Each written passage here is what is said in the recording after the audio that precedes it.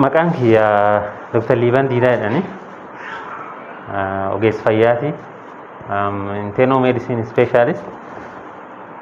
Nama dirmoo yaala kan kee jiraatu asumatti uummata keenya Itoophiyaa keenyaallee nam fayyaa dhabee nu bira dhufu qarqaaruu jirra jechuudha. Namni nu bira dhufu adii ta'eefuu gurraacha ta'eefuu jaarsa ta'eefuu ijoollee ta'eefuu Itoophiyaa ta'eefuu keenya ta'eefuu namni cuftii nu wal qixxee akkuma namni gam kanaaf namni gam sunillee afaanum takka dubbanna duuba akkuma nam tokko laala namni fayyadum tokko laala fagoo dhufeefuu dhiyoo dhufeefuu fuul beenneefuu baanneefuu nu namni cuftii wal qixxee waan cuf nagaa caalaa hojjaa nagaan hin jirre mankee anuu mana bayee yoo armtaa hin danda'u hojjaa nagaan hin jirre laftanallee kee taa'uu hin danda'u arma deemee gara nagaan jirfa hojjechuu danda'a.